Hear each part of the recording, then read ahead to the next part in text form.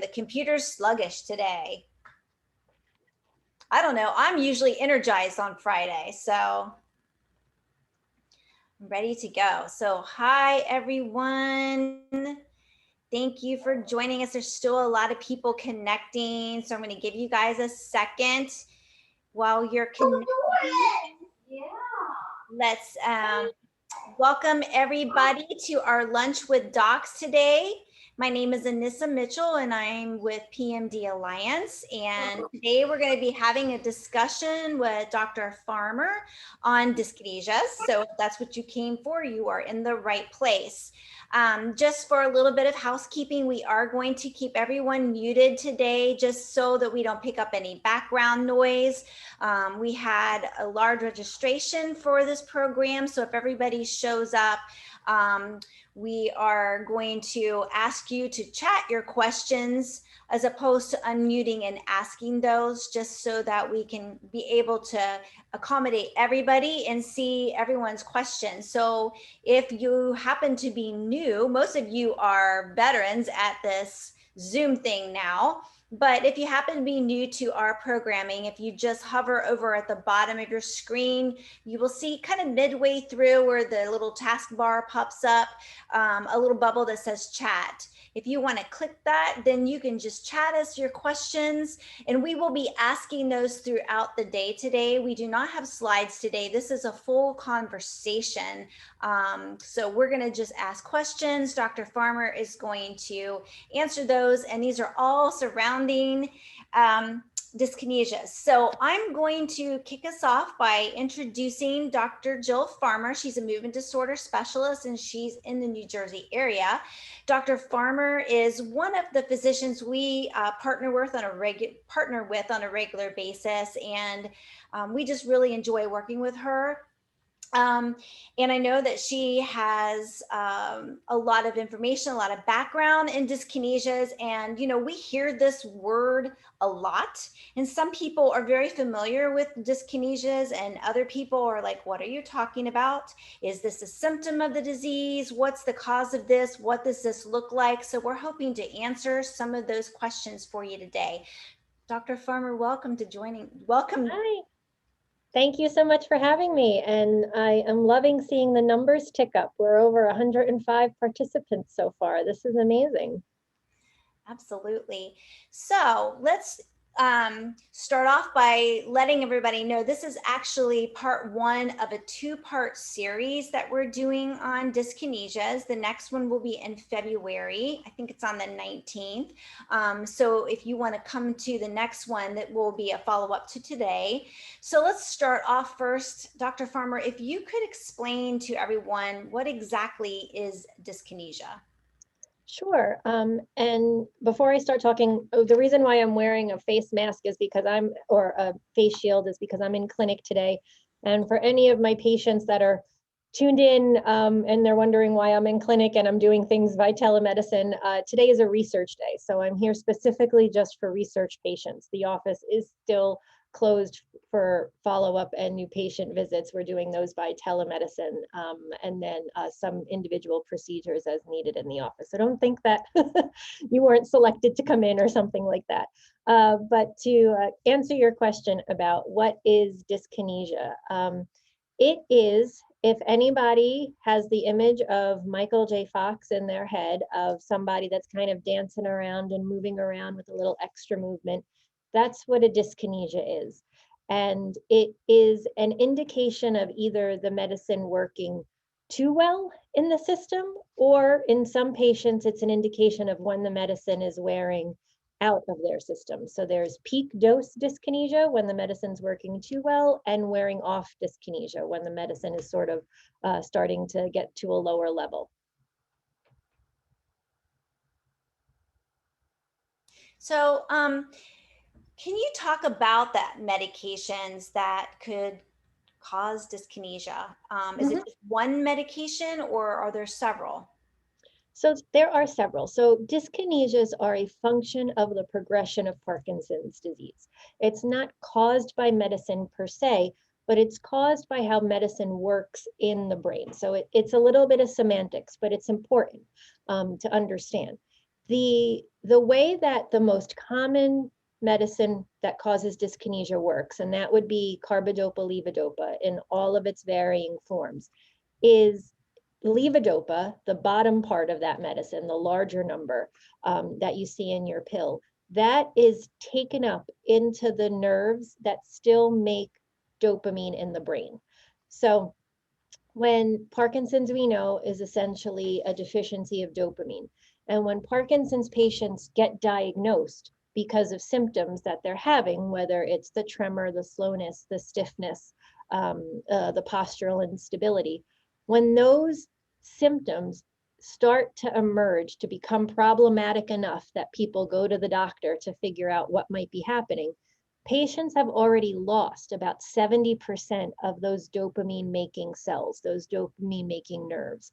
And the way that levodopa works is it's fake dopamine. It's made in a lab, put in a pill, and levodopa is taken up into those nerves that the brain has and is converted from levodopa to dopamine. So because we already know that by the time Parkinson's patients start to have symptoms, they've already lost a good percentage of those nerve terminals. As the disease progresses, because we don't have anything to stop the progression of the disease just yet, we know that they're losing more and more of the place where that medicine can be converted efficiently and effectively.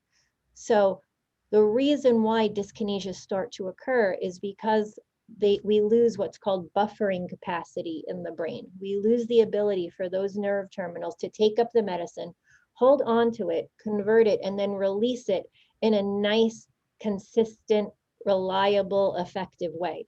As we lose more and more of those nerve terminals, others in the brain try to help out. So they take up the medicine, but they can't use it as effectively or convert it as efficiently. So you get either no medicine released or really pulsatile doses of this medicine released. And that is what causes the on-off period, and that is what causes the dyskinesia, the too much medicine in the system that is then working in a system that has become very sensitized or very sensitive to a little extra levodopa or dopamine floating around. So the main medicine that is associated with dyskinesias is carbidopa, levodopa. But any medicine that promotes movement, whether it's a dopamine agonist, so it mimics the way dopamine is supposed to work in the body, or it is another type of medicine that works on the pathways to promote movement, since we now have things that don't just work on dopamine anymore, but medicines that work on adenosine and other factors, or medicines that are meant to enhance the effect of levodopa, medicines that recycle it, like COMT inhibitors and things like that. All of these can have the tendency of producing dyskinesias because their goal is to promote movement, and sometimes it just promotes a little extra movement. But the one that's typically associated with dyskinesias is the varying forms of carbidopa, levodopa.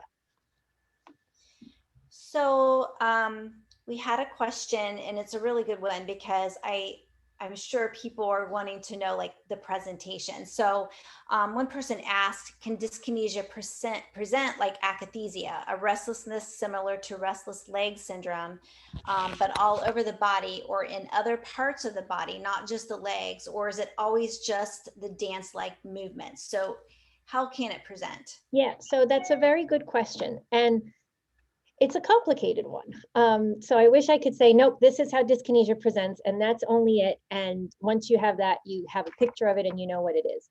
So typically speaking, I would say if I had to make a roundabout guess, 8 out of 10 times, dyskinesias are going to be the dancey movements, the extra movements. If you kind of get like an idea of what Michael J. Fox looks like or something like that, it's going to be that roll of the shoulder or that, sway of the body or that roll of the leg or the foot or things like that. And that's going to be dyskinesia, and you can be pretty comfortable in calling that. But there are some patients, and it's not the common presentation, but it can happen where we have that wearing off phenomena. Usually it is still, even if the medicine's coming out of your system and you're starting to go into more an off period, it'll still be more of that extra type of movement. And that akathisia, or that restlessness that you're talking at, is going to be more of an off phenomena. But you can have some of those extra movements before you get to that akathisia. If it's just purely akathisia, there's none of that extra movements at all in your presentation throughout the day, then it's usually more of an off phenomena, or not having enough medicine in your system, than it is the dyskinetic phenomena, or having too much medicine in your system. So like I said, if you had to ballpark it, it's more often than not dyskinesias are the extra dancing movements, but you can have a small percentage of patients that before you get to that pure akathisia, or that restlessness throughout the entire body where it's kind of uncomfortable in your own skin and you're fidgety and you're moving around, there might be a little bit of that extra movement that persists before you get there. That would be kind of an off dyskinesia. If it's truly just that akathisia, that jitteriness, that restlessness, that irritability, then I wouldn't consider that dyskinesia first and foremost. I would consider that more of an off picture. Okay, so, and I want to go down the path of off, but first, we have a question just to define, or to clarify, I should say, akinesia. They want to know, are you meaning akinesia or akathisia, or akathisia, or however you say that? Akathisia. Akathisia is that restlessness. Akinesia is just no movement. Right, right. So it sounds like there's quite the balancing with too much and not enough, and being off and then being on, but dyskinetic. Can you explain, just so that everyone understands and not making assumptions that people understand, off? Sure. So off goes hand in hand with dyskinesia, because it's the flip side of the same coin. One is, like I said, one, if you think it's too much medicine or it's too much on, and off is the opposite of that. And off is complicated too. There's multiple variations of it. Typically speaking, the general idea is when the medicine is not in your system exerting a positive symptomatic benefit. So when you're not on, if your medicine is not working, the other side of that is being off. The way that it gets teased out to be a little bit more descriptive throughout, your clinical experience is there is morning off, meaning the medicines have been out of your system so long overnight that when you take your medicine first thing in the morning, instead of that usual window of about 20 to 40 minutes that it takes the medicines to kick in, it takes even longer than that. So that's considered a morning off. And then, because we know we have to take our medicines on a scheduled basis and try to be as consistent with that schedule as possible, if you notice that your symptoms return before you're due for your next dose, that's called a wearing off phenomenon. Then there's the unpredictable off, which is just that. You've taken your medicine, and then for whatever reason, the symptomatic improvement that you got just stops working abruptly. That's called an unpredictable off. And then there's the failed dose, where you took your medicines, you never got the symptomatic benefit that you were expecting, and you're due for your next dose and there has been no improvement, and that's a failed dose off. So those are usually the 4 different categories of off that we can have. And again, it's related to carbidopa, levodopa, in the sense that that's the medicine that we know that we have to take most consistently throughout the day for most patients with Parkinson's disease. So we use that as our barometer of when that medicine gives you a positive benefit and how long that positive benefit lasts. But it's not always, only associated with carbidopa, levodopa. It can be for any time of a return of symptoms or a lack of benefit of medication in Parkinson's disease that can be considered off. And I'm curious, are there other types of dyskinesias outside of Parkinson's? There are. So dyskinesia is just a term for excess movement. It's entirely based on the context of how that movement occurs. So in Parkinson's disease, levodopa-induced dyskinesia is just that. It occurs in the use of levodopa. If you have tardive dyskinesia, that's extra movements that happen, usually in the oral buccal area, the facial area, the lower mouth. So pursing of the lips like that, or sticking out and darting of the tongue like that. That's typical in patients who are on medicines that block dopamine. So it doesn't make sense, right? Those are for patients that take medicines for psychosis in the psychiatric world. And that pathology of what occurs is a little different than for levodopa-induced dyskinesias. That's usually because you've spent so much time on these medicines that have blocked dopamine. The brain wants to do what the brain wants to do. So it upregulates more dopamine receptors that are not as efficient and are a little bit more sensitive, and they cause excess movements in the setting of upregulation. Not at all similar to Parkinson's disease, but it looks the same. And then there's another type of extra movements that's also a dancey-like movement called chorea. Now, if you saw a patient without knowing the context of how these movements were occurring, they would all look the same. But chorea is something that's very different, often associated with Huntington's disease or other things. So the context of how these movements occur is really important to be able to make the diagnosis. So we had one question that come in. This person is having frequent freezing of gait, and been told that it's not specifically dyskinesia, but rather a myoclonic episode, not caused by medication necessarily. They're just wanting to know about treatment for that. So how is a phenomena like freezing a gait compared to, or is it even related to or impacted by dyskinesia? So it usually looks very different from dyskinesia. It's not like I said, that those extra movements, the dancey movements, it's usually something that only occurs while walking. There can be a lot of stuttering steps. There can be a lot of hesitation and rhythmic movements of trying to get the leg to move, but that's not that same kind of looking movement as a dyskinesia. And unfortunately, freezing of gait is probably the thing that is most difficult to treat with Parkinson's disease. If the freezing doesn't happen when the medicines are working, then that gives us something to work with, or we try to keep that medicine more consistently in the system. That may lead to dyskinesia because of the high doses and frequent dosing of medicines that might have to occur in order to prevent the freezing of gait. But if the freezing of gait happens when the meds are in the system and when the meds are out of the system, then it's really left to behavioral strategies to try and improve it. Cueing mechanisms, whether it's auditory or visual, things like that.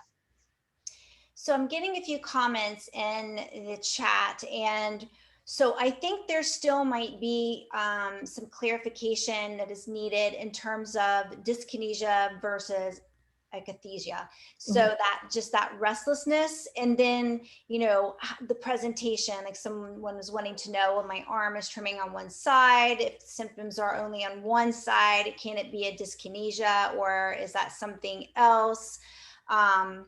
So can we get into that just a little bit deeper, just so that people can understand? Because another person also said, I wasn't really aware of how bad my dyskinesia was until I made a before and basically an after video after taking medications, or switching to a different medication. So I think that there's still some confusion as to what it looks like, and maybe, how bad it could be.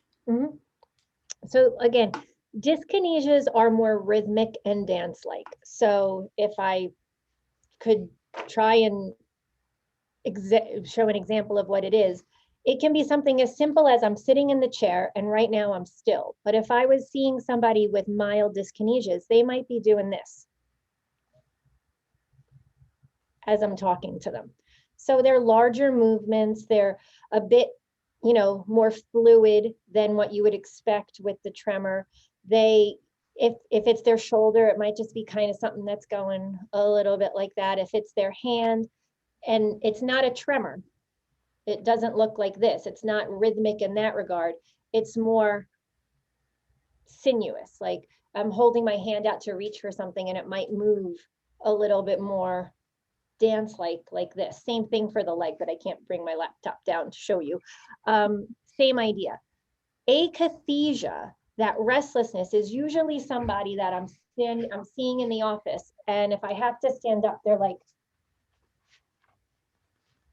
really kind of tightly tremulous like this. And they're pacing back and forth, kind of just really fidgety and really uncomfortable. It's not as rhythmic or as smooth as what a dyskinesia might be. That's about as best as I can describe it and demonstrate it for you. Tremor is different.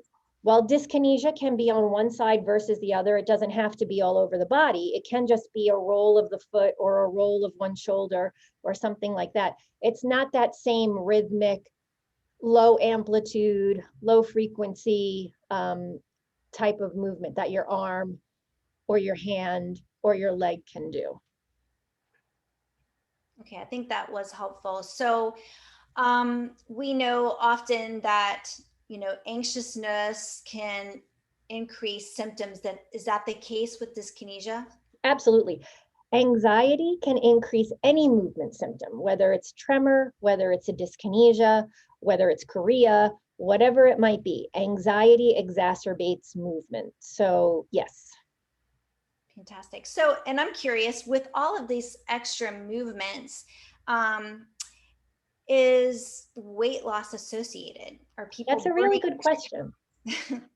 You would think yes, and it can. I mean, people that have very excessive dyskinesia, meaning it is their whole body and they can barely even sit in a chair because they're writhing around so much, they tend to be thinner individuals. And what are some risk factors for getting or developing dyskinesia is just that. Thinner individuals, women, people with low body mass index tend to have higher frequency of dyskinesias than somebody else. We don't exactly know why, because we know our meds are not necessarily weight-based meds. So we don't dose it differently if you are 100 pounds or 200 pounds. But we do know that people that are thinner tend to have a higher rate of dyskinesias. And it's not because the dyskinesias made them lose weight. It's the other way around. I see. And so there's another word that sounds similar that is sometimes, I think, confused, and that's dystonia. So okay. Someone wants to know, how is dyskinesia different from dystonia? So that's a really good question. Dyskinesia and levodopa-induced dyskinesia and levodopa-induced dystonia look different, but they are both the results of excess medication in the system. So while a dyskinesia is that movement that I was talking about, dystonia is a more of a fixed posture. Usually it comes with a curvature of the neck or a curvature of the foot. We'll hear that at peak dose of their medicines, someone's foot turns in and their toes curl on them. Or at peak dose of their medicines, they get a kink or a twist to the head and the shoulder and their head kind of turns and moves. But that is, again, usually related to a excess amount of medicine if it's transient. If it is a dystonia, which is another fancy term really just for a muscle contraction, if that dystonia is something that's more common and persists and is improved when the medicine is in your system, then that might be one of your motor presentations of Parkinson's disease. And we know that people with Parkinson's and lower levels of dopamine can have more muscle stiffness and muscle tightness and things like that. So if it improves, if it's a more persistent posture or discomfort or ache that improves when the meds are in your system, then that's a dystonia that's related to just the Parkinson's itself. If it's something that's transient that you can link to after you take your medicines, that it happens for about 30 minutes and then sort of improves as the medicines sort of wear down, then that can be a peak dose effect, levodopa-induced dystonia. Okay, so that sounds very complicated in terms of striking a balance between, having enough medication in your system, too much. Mm-hmm. We had a question from someone is wanting to know the difference between varying the doses of the medications versus spreading the time out of taking the dose, mm-hmm. or the different maybe dose deliveries too. Mm-hmm. So that's a good question. My preferred clinical practice, if it's not too cumbersome on the patient, is to have a lower dose of medicine dosed more frequently throughout the day, because I think it avoids that peak effect. When you take a higher dose of medicine less frequently, you get a more pulsatile release of medicine. So if you're having a peak induced effect, whether it's a dyskinesia or a dystonia or something like that, you want to try to reduce that peak. And the way that you reduce that peak is to give a smaller amount more frequently. That's why some people will take carbidopa, levodopa, 1 tab every 2 hours, whereas somebody else might take 2 tabs 4 times a day. So it's entirely what works for you. And there is no right or wrong, but it is definitely a conversation to have with your doctor. Because if you're saying the levodopa works, but I'm really tired after I take it, or I'm really nauseous after I take it, or my blood pressure drops and I get really dizzy after I take it, but after, 45 minutes, I'm feeling okay, then you might say, okay, well, if you're taking 2 pills or 1.5 pills or something like that, and you're comfortable with taking a smaller amount more frequently, then that might be an approach that you can do. Some people just can't take medicine that frequently, or some people need the potency of that 2 pills in order to get them going. And then what we then have to treat, usually either behaviorally or with other medications, are ways to prevent some of the potential side effects of the higher dose of the medicine, which is why polypharmacy, or taking multiple medicines for the same thing, is really common in Parkinson's disease.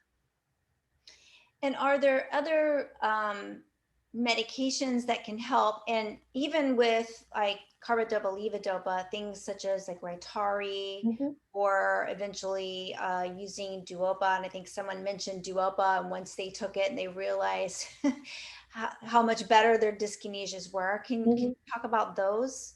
Sure. So Duopa kind of gets to that effect of, instead of having a peak dose multiple times a day, you did a very small dose more continuously delivered. So that is the ultimate way to get a continuous distribution of the medicine in your system, because it's a pump that delivers it continuously.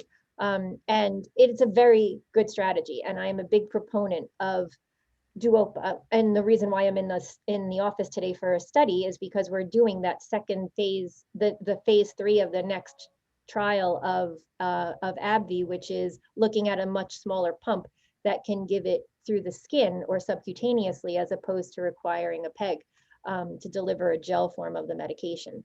So our goal throughout any form of medication delivery is to try to mimic that natural, even, steady dopaminergic tone of the brain. Medicines like Rytari do it orally, and they, again, try to get to a more even distribution. They just do it a little bit differently pharmacologically, and their pellets get absorbed at different rates in the absorption cycle.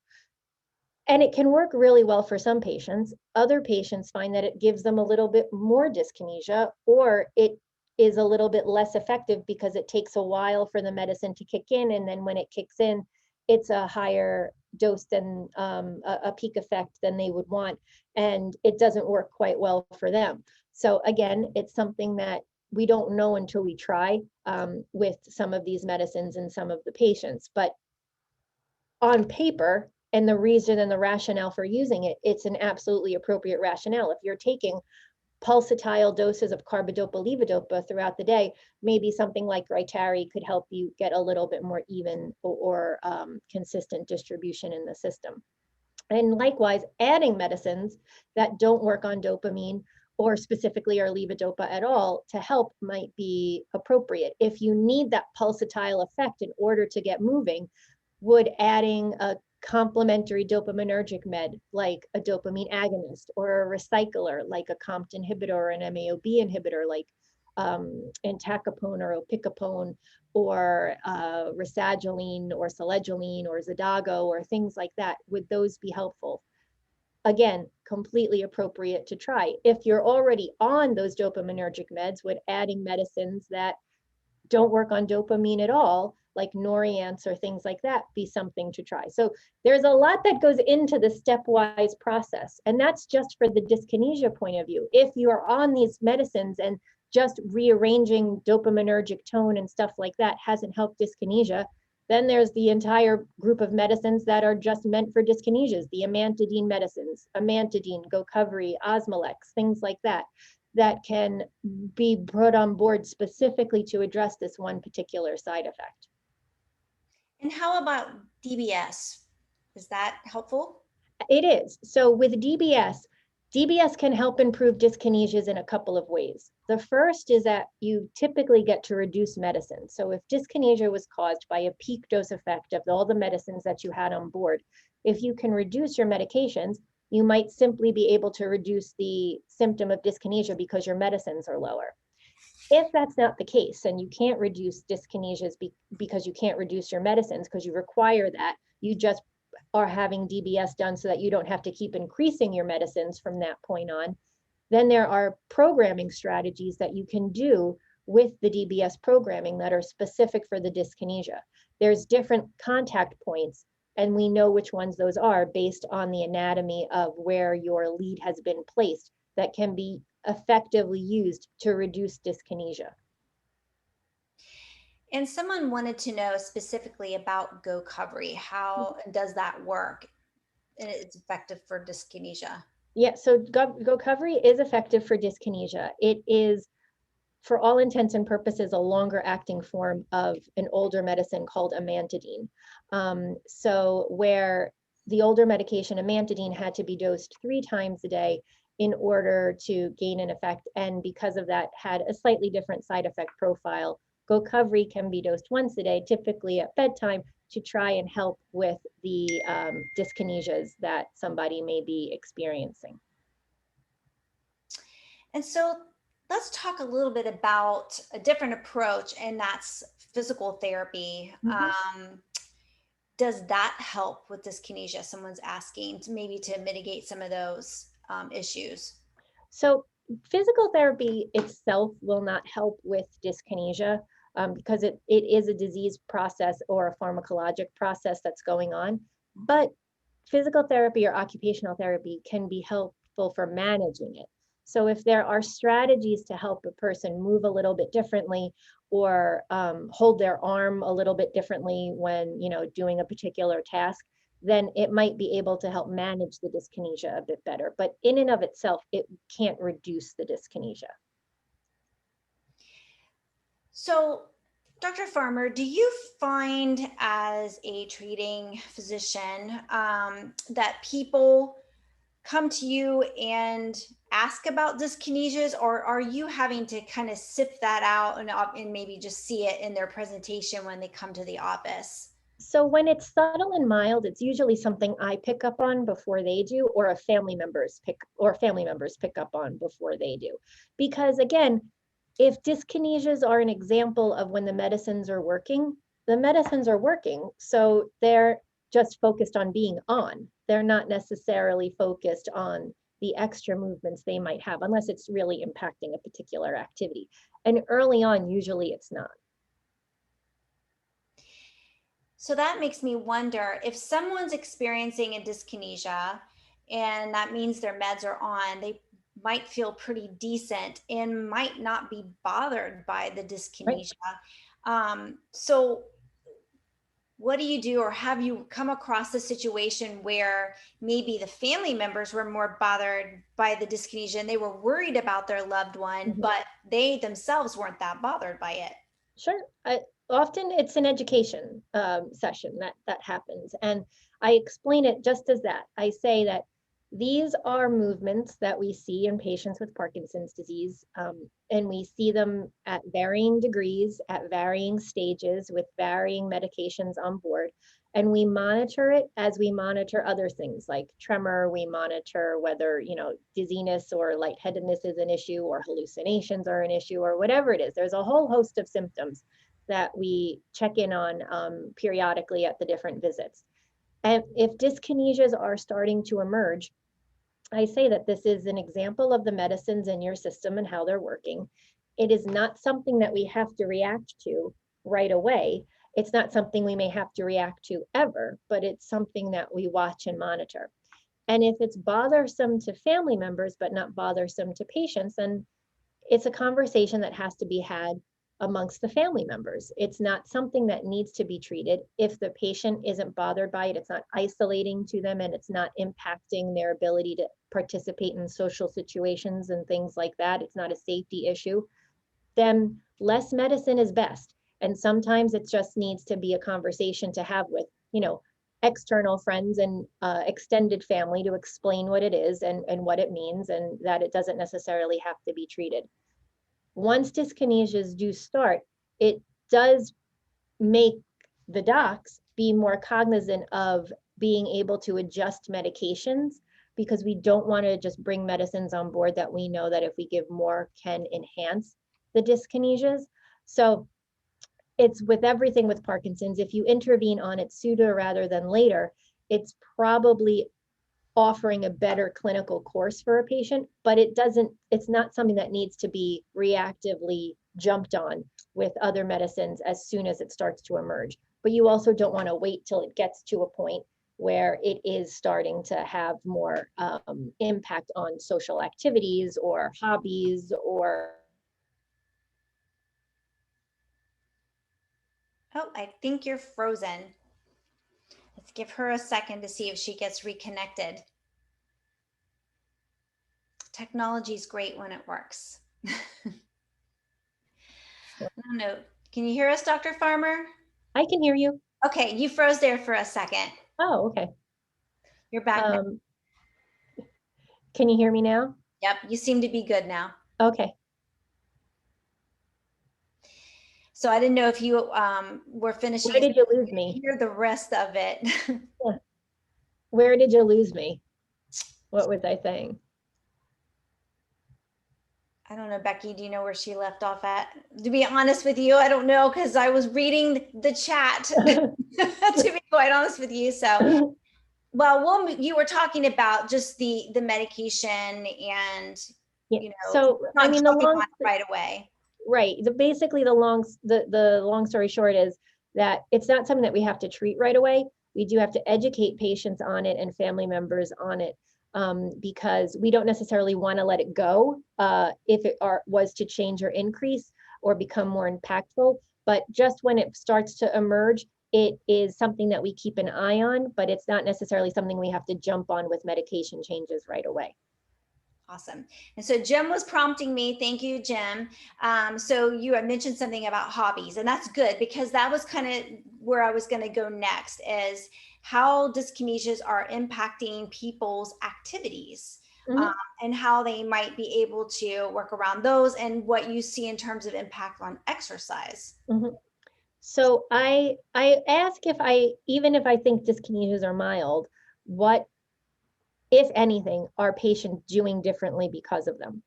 And if they say that, like, oh, I like to paint model cars, and because of the dyskinesias, I'm not able to do that, but it's really no big deal. And I'm like, well, that kind of is a big deal, because we don't want you to give up things that you are enjoying doing. Same thing about exercise or physical therapy. Like, oh, sometimes when my foot turns in, it's really painful for me to walk or run.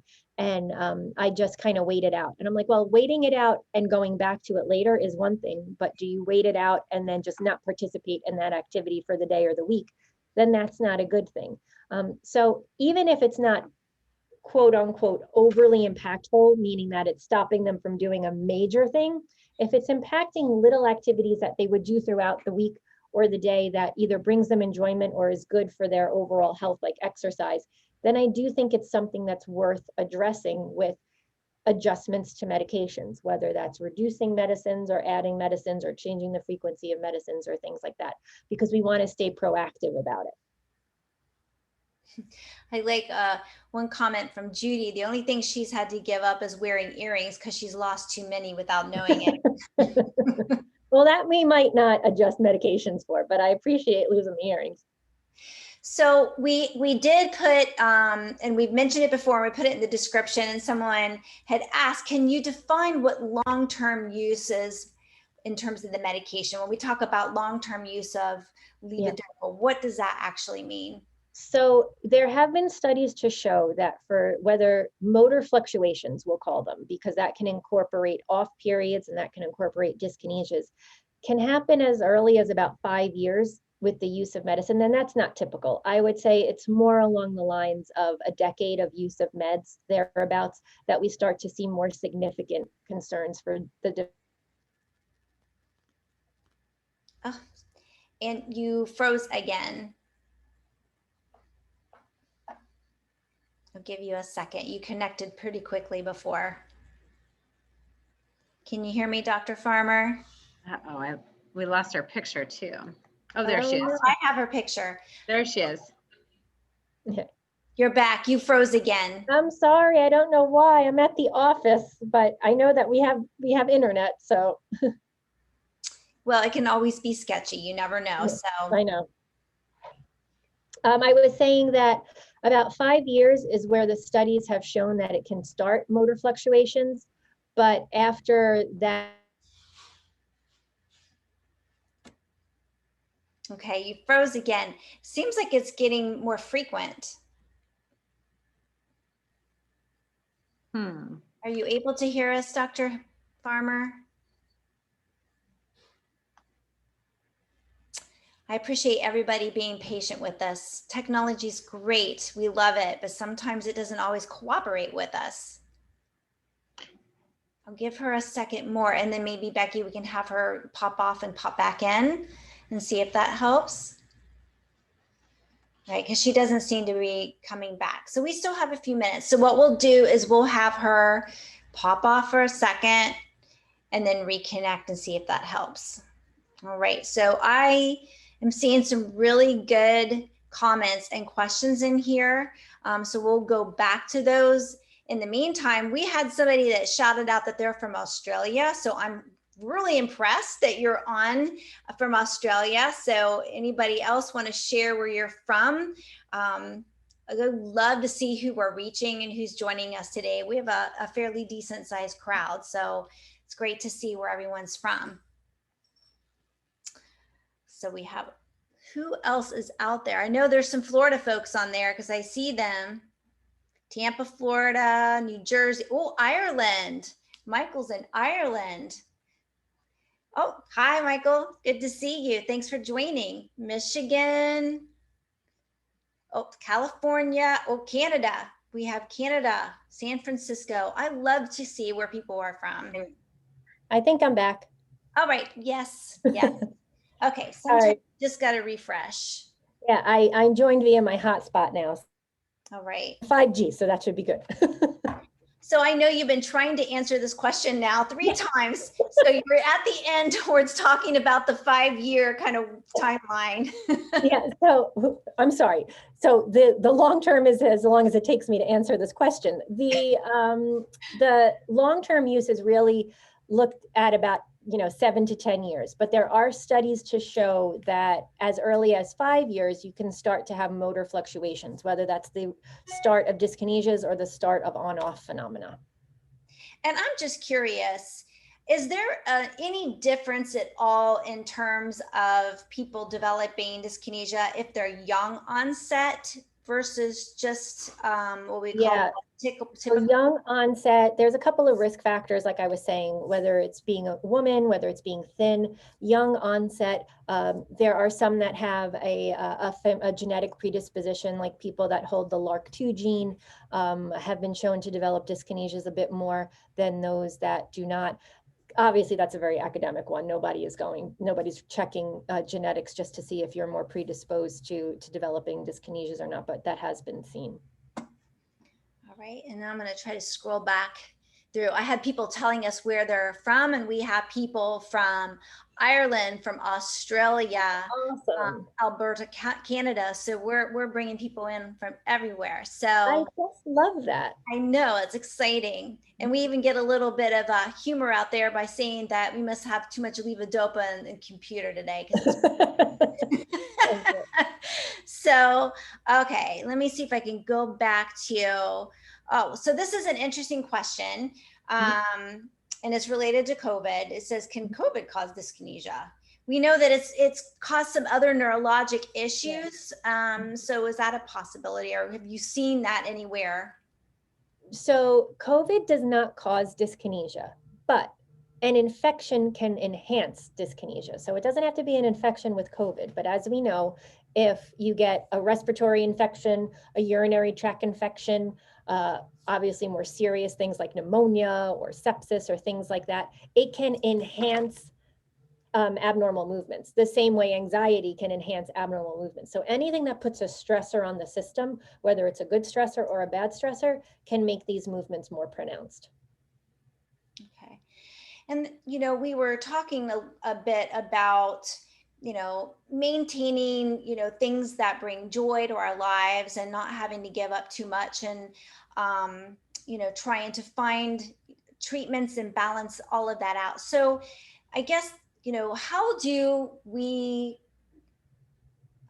be realistic in terms of expectations, and what do care partners do if they see their loved ones wanting to continue to do activities that might not necessarily be safe? It's not that we don't want them to do things, but might not be safe, and they may not, be as aware that they're disconnect, or that they're impacted as much as the care partners might see it.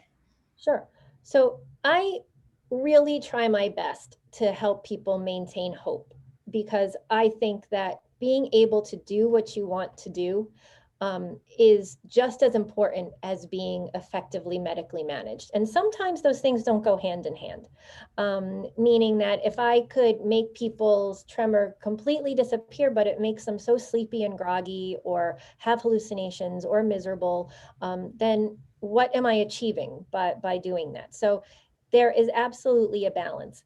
And I think that if the same thing comes with being able to maintain a quality of life that is good for both the patient and their family members, and if part of those things that help maintain a good quality of life start to infringe on what is safe or what is beneficial, then you have to have a conversation about, adapting or cutting back on some of those things, the way we adapt or cut back or change medications and stuff like that. I really try hard not to completely stop something that is otherwise enjoyable, but I ask patients to be honest with themselves and with their family members to try and see if there is a way that it could be adjusted. So say somebody likes to work with power tools, and dyskinesias become really problematic, and we're afraid that when you have that drill or that saw in your hand, it's going to cause an accident because you don't have good control over it. Could you, if you don't have dyskinesias all the time, could you adjust when you're working and work when you might be a little less on, and still be able to do the activity that you wanted to do, but when dyskinesias start, take a break from it? Or could you work with somebody else in your family that at that point in time, you can essentially be the foreman of the project, but somebody else might be doing a little bit more of the more intricate labor and details? And again, that's not always as satisfying because you want to do it yourself, but it's that perspective. It's, you didn't have to give it up completely. You just had to change the way you were participating in it. And that can be really hard. And it's not a conversation that's usually over and done with in one visit. It's something that we have to revisit and talk about all the time, because there are things that unfortunately do have to change as the disease progresses, but we do our best to try and maintain some input and some involvement in the things that you want to be able to do. For people that, really enjoy exercise and or boxing or dancing, and they can't do it if they're very dyskinetic because their balance is an issue and you're afraid you're going to fall. Well, you can change that to a seated version of it. And again, it might not be as satisfying initially because it's not the way you wanted to do it, but you're still able to participate. And if there is a way that you can help bring your perspective around to seeing that side of things, then sometimes it's helpful. We don't always get there, but it's the kind of conversation that we try to have. And you brought up falls. So the next question is related to that. This person's asking whether dyskinesias increase the likelihood of falls due to that gait and balance control. They can, absolutely, which is one of the reasons why, even if patients are like, but I feel good on it, I don't want to stop or adjust my medications, even if it looks like I'm, doing poorly because of the dyskinesias. And I say, I appreciate that. I don't want to reduce your meds if you don't mind being on and your family and you are okay with the external movements. But if you're telling me you're falling because of it, then we have to take action. It's, again, it doesn't have to necessarily be that I reduce your medicines, but you have to promise me that you're going to use a walker all of the time, or that you're going to use a walking pole all of the time to help guard against or be safe against the falls. right, and I'm going through here just to make sure I haven't missed any of the questions. So I think, again, people just wanting to clarify that they're totally understanding that dyskinesia can be a symptom of Parkinson's and not just a result of the meds.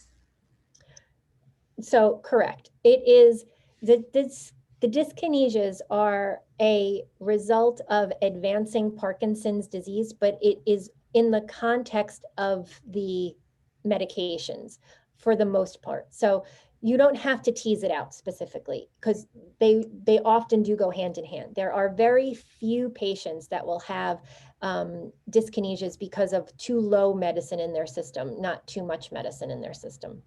But it doesn't happen early on in the course. So if you took a high dose of levodopa early on in the course of Parkinson's disease, it would be very unlikely that you would get dyskinesias. It's a combination of progression of the disease along with the medication amount that you're taking. Okay. All right. And then I think there was one private message that came to me that you had mentioned earlier about Osmolex. Is there anything more that you might be able to say about that? Because that you said was helpful for treating dyskinesias. Yep. So that is a medication that can be used to treat dyskinesias. And it, again, is a varying form of amantadine. It's called Osmolex because of the pharmacology of how it works, and it's done through an osmotic principle, if you will. So it's a capsulated, an encoded capsule that slowly releases the medicine as it not dissolves, but as the medicine is in the system, whereas it's slightly different than the pharmacology of Gocavery or immediate release amantadine, but they're all varying forms of amantadine. All right, and one person, because I said that I was going back to make sure I didn't miss anything, said I only asked part of their question before, so I'm going to go back to that. They wanted to know if anxiety can cause dyskinesia. We know that it can exacerbate it, but can it cause dyskinesia? It's a really good question. And at this point, I would say no. Anxiety cannot cause dyskinesia. If you have a tendency towards dyskinesia, it's likely there. You might not realize it if it's very mild, but if as soon as you become anxious, it comes out. The same way anxiety cannot cause tremor, but if it might be very mild and only happen every once in a while, but as soon as you are put on the spot or in a situation that causes you to feel anxious, the tremor is persistent and there all the time. All right, and then this person's wanting, again, some clarification about off. So they're wanting to know like the time frame that identifies what is considered a wearing off and what is considered a failed dose. So wearing off is, say you take your medicines every 4 hours. So 7, 11, 3, and 7. If before that 11 a.m. dose, before that 3 p.m. dose, before that 7 p.m. dose, if you can tell that your Parkinson's symptoms are coming back, so say your symptom is a tremor, if that tremor peaks out before that next dose is due, then we would say it's wearing off. But it doesn't have to be a tremor. Say your symptom is anxiety or sweating, or again, that feeling uncomfortable in your own skin. If that feeling comes back before your next dose and goes away after you take your next dose, then you have worn off and the medicine is not in your system. So that's an example of wearing off. Now, the failed dose or the delayed on is, say you took your medicine at 7, 11, 3, and 7, and you know that usually about a half hour after you take your medicine, the symptoms start to improve. If that symptom doesn't improve at the 30-minute mark, but starts to improve at the 45 or the 60-minute mark, that's a delayed on. Or if it doesn't improve at all, and you get to your next dose and realize, I still feel terrible, my medicine's never worked, then that's a failed dose. And I think that might, this next question might go along with that well, is in terms of timing of medications with meals. So what is your feeling about the timing? Sure. So there's always the question about the protein interaction.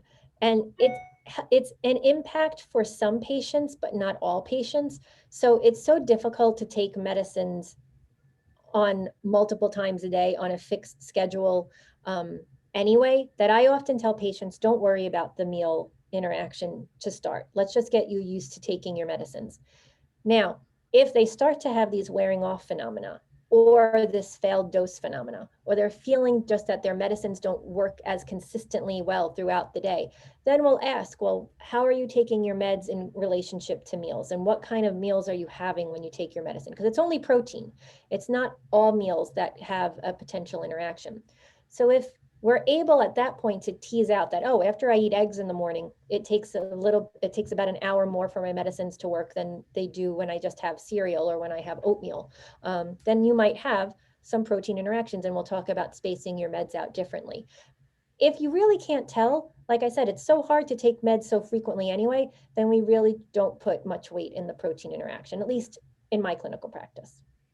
And then just to clarify, because I know I've heard this question many times before, protein sources, that's not just eggs and meat, but that can come in other forms. Could you like dairy products? Sure. Dairy products, peanut butter, different types of nuts like soy and stuff like that. All of that can be considered protein. Gotcha. Okay, that's helpful. All right, well, we have a couple more minutes. And you've done a fantastic job of covering all of this. It's a very, it's kind of confusing because it sounds like other things. And, we often don't understand, what is a symptom, what is a side effect, and sometimes they're both. And so this has been very helpful. One last question, and then I think we'll close out, is do dopamine agonists alone, not taking levodopa, not being an adjunct to levodopa, but alone, can they cause dyskinesia? They can. Any of the medicines that promote movement, which a dopamine agonist does, an MAOB inhibitor does, Noriance can do, any of those medicines can potentially have a concern for dyskinesia as a side effect, to a much lesser degree though than levodopa itself. Awesome. All right. This person's like, I usually exercise as soon as I wake up and delay my meds. What do you think of that strategy? If it works for you, I think that's fine. Yeah. All right. Well, Dr. Farmer, I want to thank you so much for joining us and giving this fantastic overview of dyskinesias. I want to thank everyone who's joining us, especially those who are in the UK and Australia that's joined us today. That's so exciting to have you on. We do have a part 2 to this, so we're going to dive into this a little bit more in terms of quality of life and some work that we've done to kind of study this a little bit. So we'll talk about that. And I believe that's on February 19th. So we look forward to seeing you again. And Dr. Farmer will be with us again for that. So Dr. Farmer, thank you. And if everybody would like to turn on their screens, if you're not on, and give a wave of gratitude to her, we thank you very much for joining us today. And we look forward to seeing you next time. Thank you so much. This was great. And it is a confusing topic, so I appreciate you hanging in there and asking all your questions. And one last thing is, a picture is worth 1,000 words. So if you're not sure if your movement is a tremor or a dyskinesia or Echithia or whatever it might be, take a video of it if you have a phone that's capable of doing that, and bring it to your doctor to see. We appreciate that. It helps us too. That's a great tip. So thank you so much. You're welcome. Have a great weekend, everyone. Have a great day. Thank you. Bye-bye. Bye. Bye-bye. Bye, everyone.